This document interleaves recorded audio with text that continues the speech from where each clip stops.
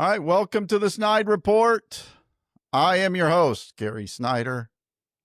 With me tonight, as you can see, I don't know where they put it, because sometimes the guest will be on my left, sometimes it'll be on my right, but she's right there. Sarah Blessing, welcome.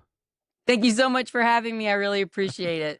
Now, I want to warn everyone that if you saw the last podcast with Bo Bai, we had an Ozzy the puppy problem. So Ozzy is in his crate during this. That's so cute. Did you see what happened? No, what happened?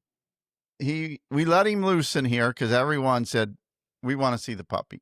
Oh yeah, I want to see the puppy. So he kind of jumped up on the chair and I kind of pushed him down, and he got the zoomies. He's a Great Dane puppy. I love Great Danes. They're like such wonderful personalities. They are, but his personality right now is of a T-Rex. So he's chewing everything. But he gets the zoomies and he runs under my table and literally knocks everything off. That's hilarious. The screen goes black and Bo is sitting there trying to figure out what the hell's going on. Are we going to have a best of compilation of the... And I get it back on. While I'm up getting it on, Ozzy jumps up in my chair. So when the camera comes back on, Ozzy is licking the microphone, looking right in the camera. And then we chase him away and finished it. It was a lot of editing. I don't understand why he's not in here with you right now. He's a little rambunctious right now. No, that's so cute.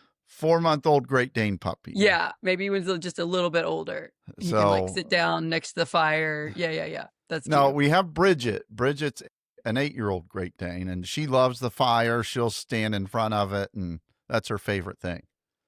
So, well, how's Sarah doing? And Project Next? We're great. We've had some major changes, and that's been sort of hard. I think some people that follow us might have already seen this, but Tim and I had a discussion with Scott Aaron Rodgers, and we decided that Scott Aaron Rodgers' show, he's with Who's Left, and he does a Sunday show called Who's Left This Week, where he does the biggest news story with other panelists. We decided to go ahead and have that just move to his platform at Who's Left. So this Sunday, the show will still go on at 10:30 Eastern Standard Time, but it'll be on his platform.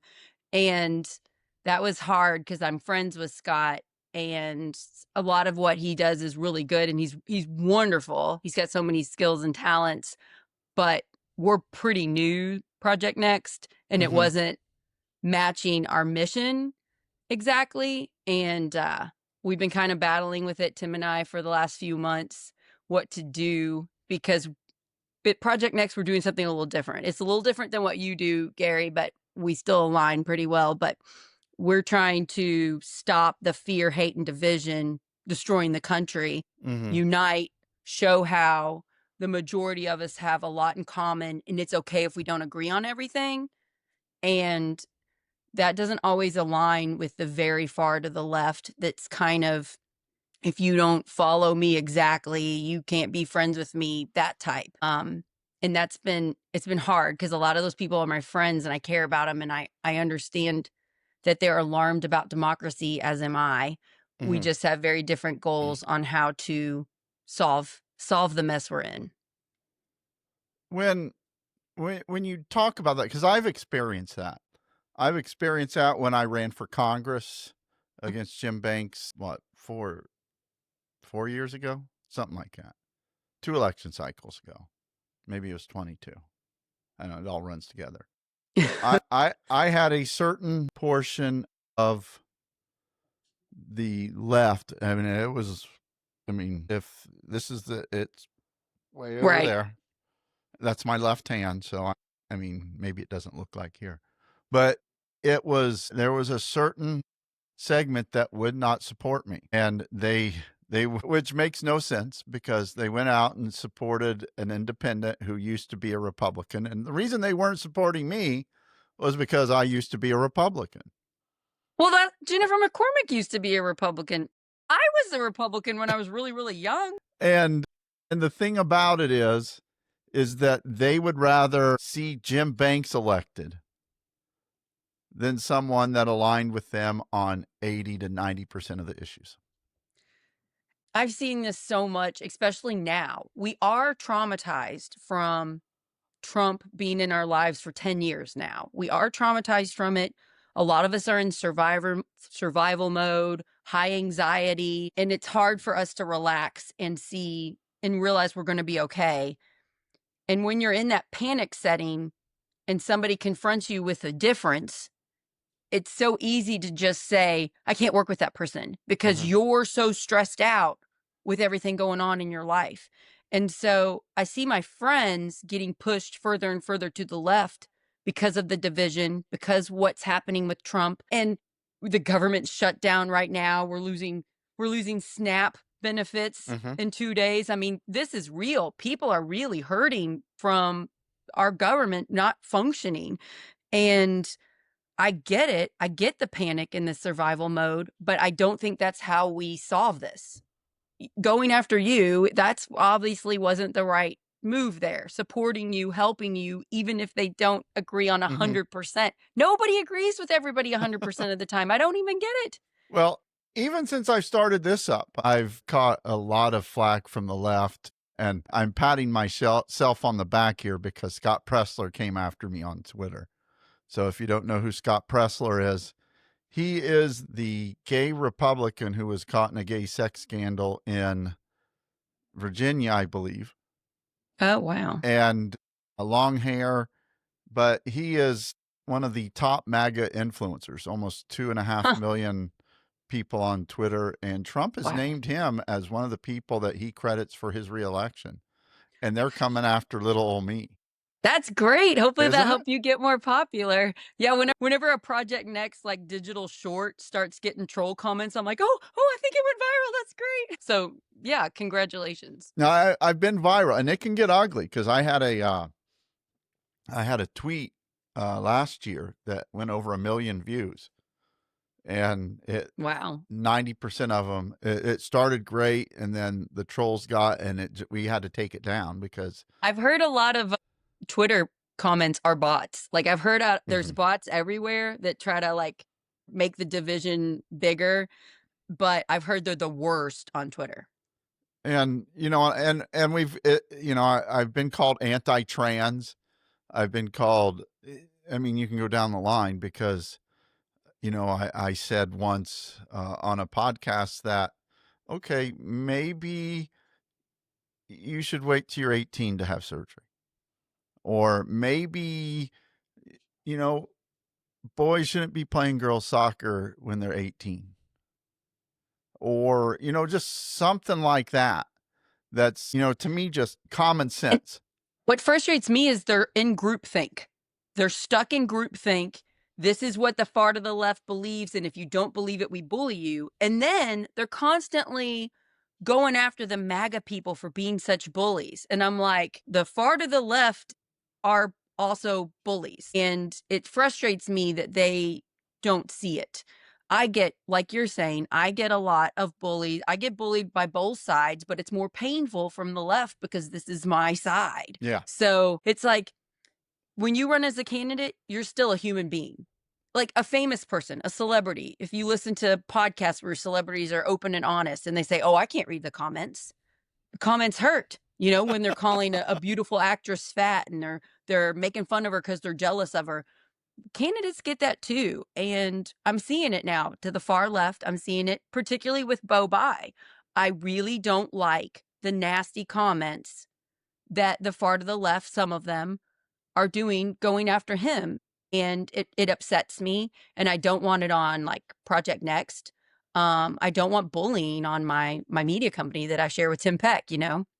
And I wrote a my inside take about this not too long ago, and it kind of followed a conversation I had with Tom McDermott back over the summer, and to a certain extent Beto, and it had to be your job as a candidate is to win.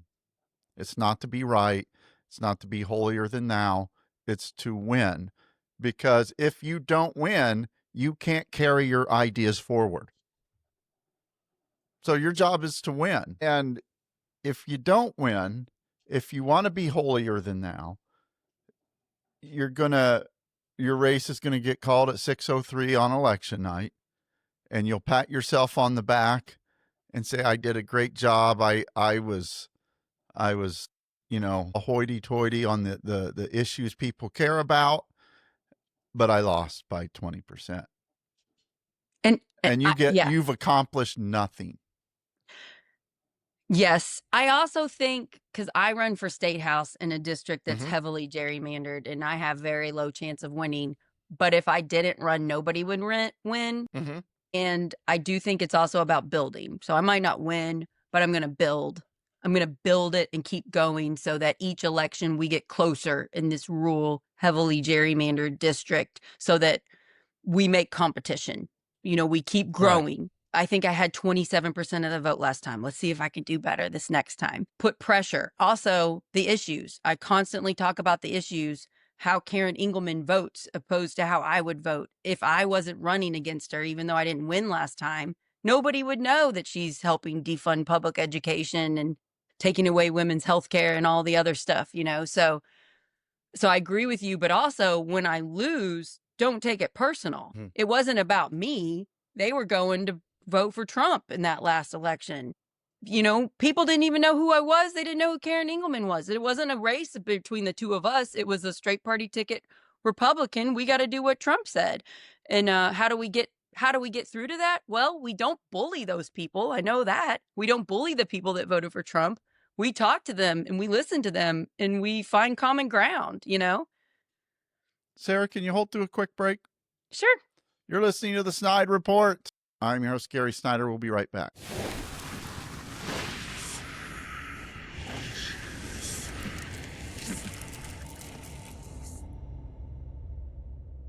Fort Wayne's national award-winning Top Haunt to open now through the first weekend of November with Blackout the last weekend, but you will save time and money buying the RSVP timed tickets online. Hysterium.com.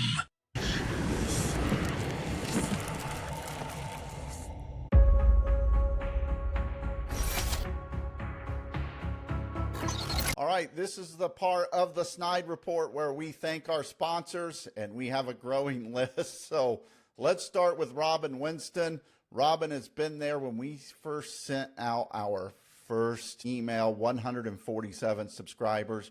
We're now over 108,000. So thank you, Robin Winston, and helping us get the podcast going in the right direction. Next up is our good friend, former Congresswoman Jill Long Thompson. Her book, Across the Aisle, Why Bipartisanship Works for America. Get that anywhere you buy your books. Also, former two-term governor, two-term U.S. Senator Evan Bayh. Evan has been a sponsor of the newsletter, now jumps on board with the podcast. Congressman Andre Carson. Congressman Carson has been there from the start. We're glad to have him over here on the newsletter now. He needs your help to win re-election next year. So make sure you support Congressman Carson. Next up, State Representative Cherish Pryor. Cherish has been there from the start on the newsletter, joining us on the podcast now. So is State Senator Greg Taylor. I want to thank Senator Taylor for all of his support through the years. Next, we have a couple of new sponsors. First up is Indiana Citizen. You want to check out their new project, One Heartbeat Away. Do Christian nationalists have an agenda for Indiana? All you have to do is look at the lieutenant governorship and you can see right away that they do. So thank you, Indiana Citizen. Next up is Jump Laundry. You can visit them at jumplaundry.com. They have home pickup. They do your dry cleaning, wash and fold with, I might add, no judgments, and next day service. So if you're in a crunch for time, you don't want to do your own laundry, get a hold of Jump Laundry at jumplaundry.com or at 317-740-5011. and they will take care of all of your laundry needs.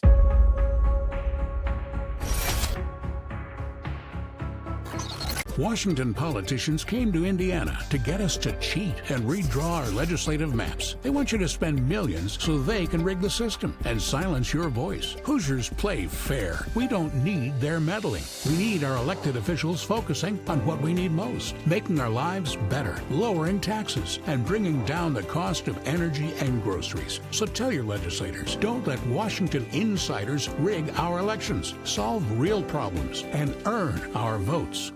Welcome back to the Snide Report. I am your host, Gary Snyder. Tonight we are speaking with Sarah Blessing.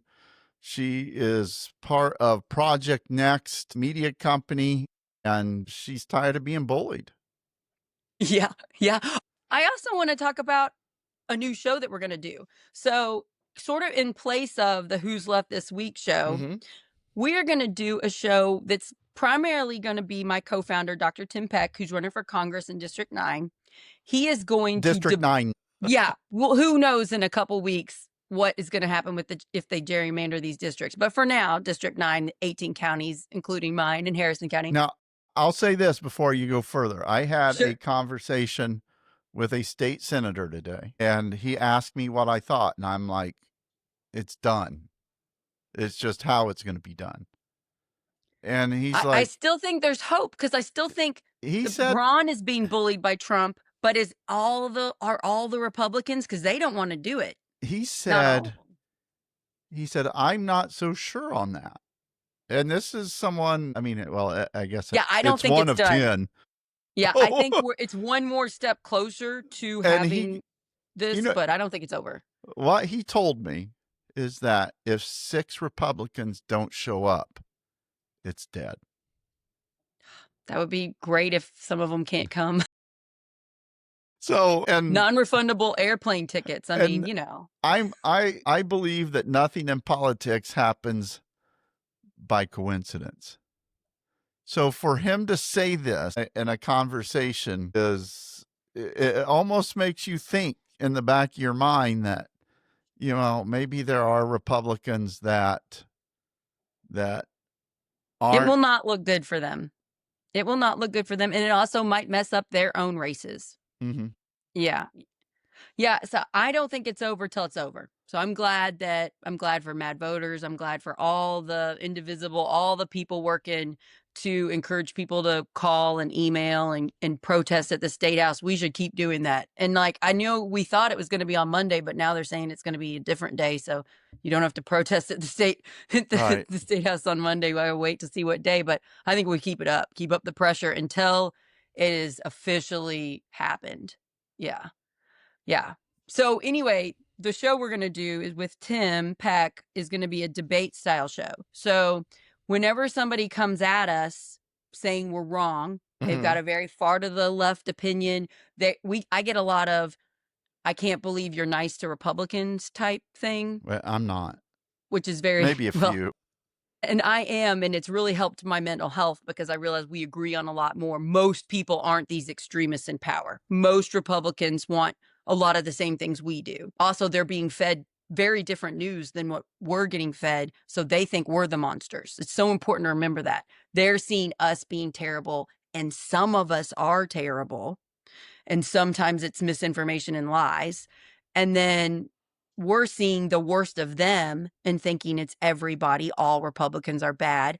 And if we keep that mindset in Indiana, where in my county, 7 out of 10 voters vote Republican, how can we possibly win? If I think every Republican voter's a monster and don't even try to talk to them, how would I ever win?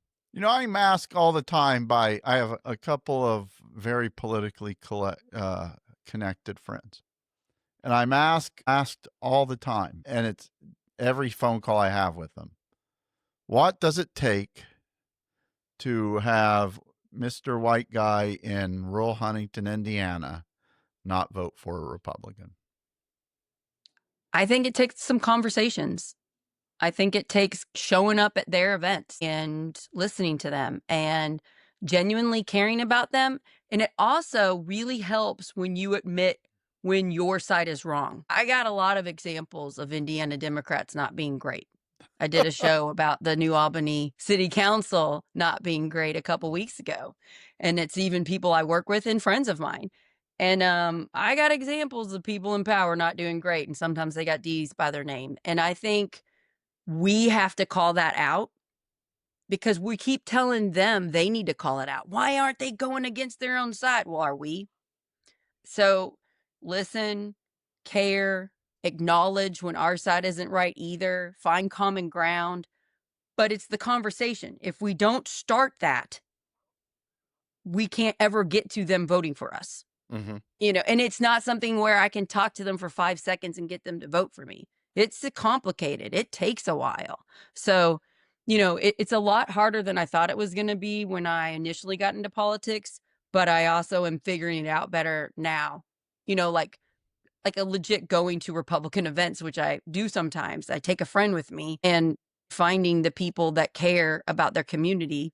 They just care and vote Republican. It doesn't mean that they want what Trump wants. Local politics and national politics are completely different, even though it tries to seep in. So I want to have these extreme far to the left people come on Project Next, and they're Okay. going to debate Tim Peck because everybody's coming at him now. He's getting some heat from the far to the left people.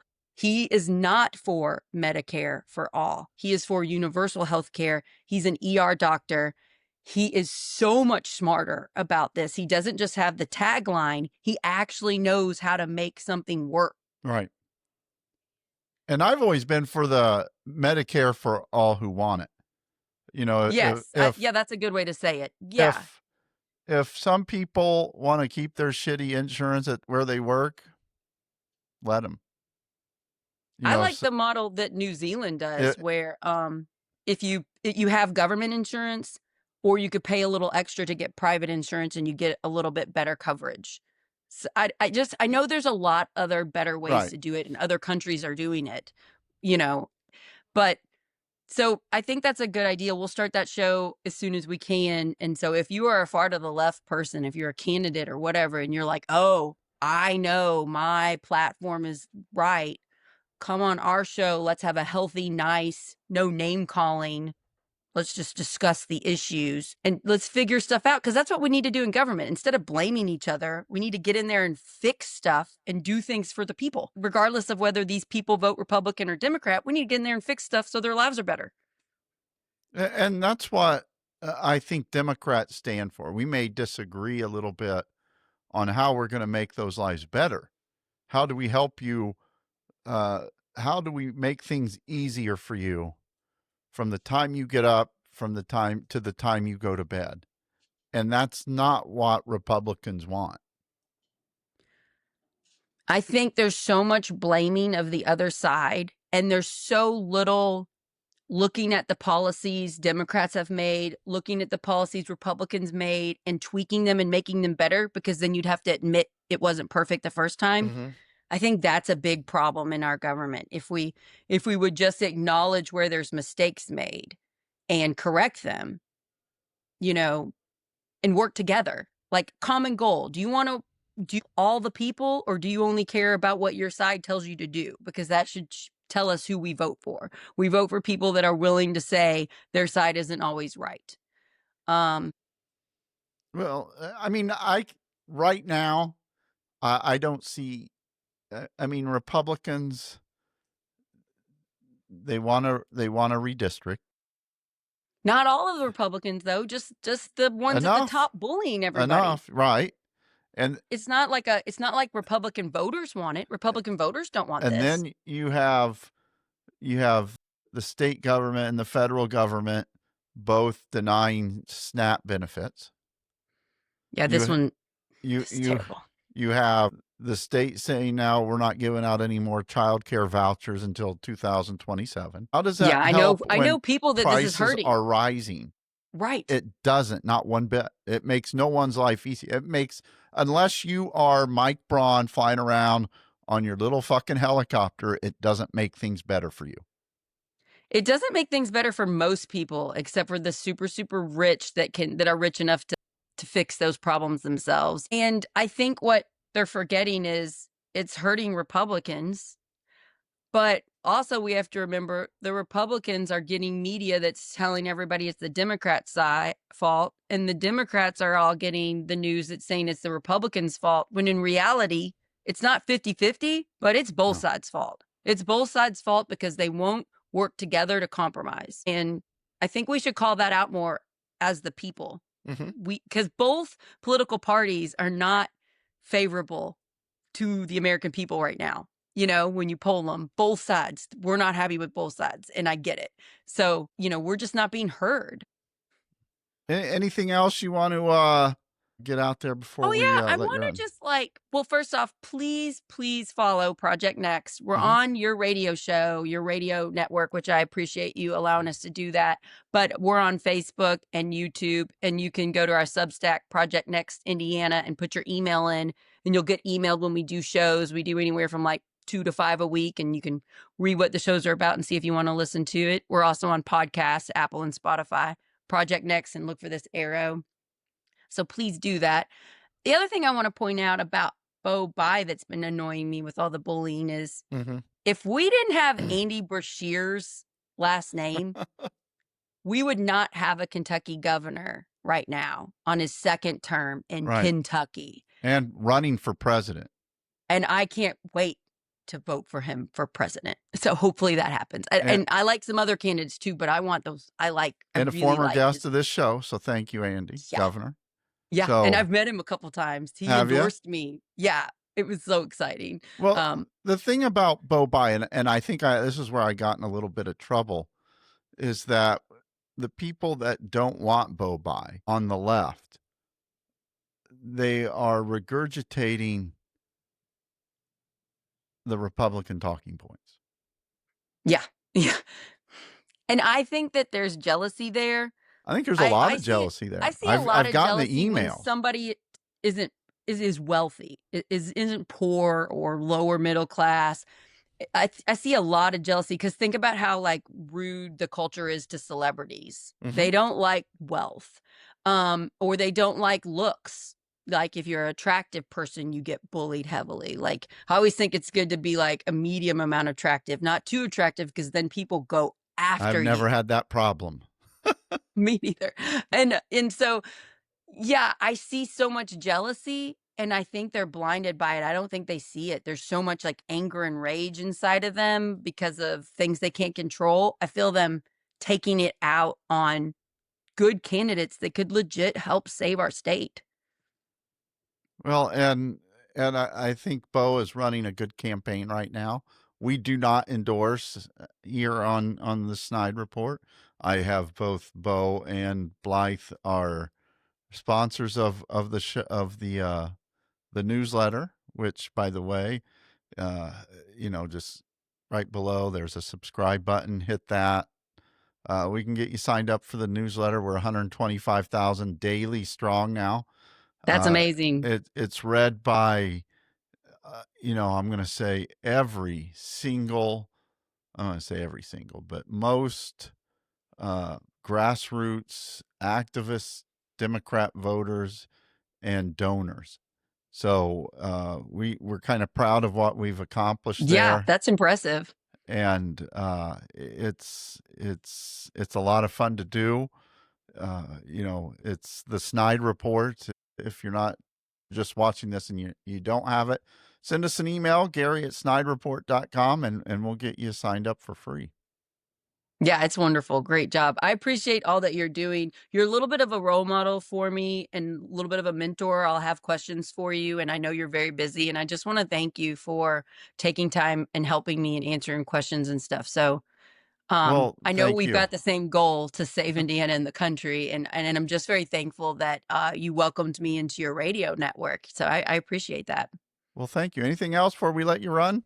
Just please subscribe on YouTube, follow us, share our content, let us know what you think. If you're tired of the division, if you're tired of the anxiety, this is a network that kind of lets you know things aren't as bad as they seem. Let's get more of the truth out there. Let's get more of the what do we have in common instead of the constant division and the panic that you're always being flooded with. So I just really hope some of you come on over because it is tough out there right now. We're doing a lot to try to help with the with the SNAP benefits. We're doing some shows about that because we're all really worried about our communities. It's just, and I had a show on today with a Republican where we talk about what we agree on and what we don't, so. Sarah, thank you.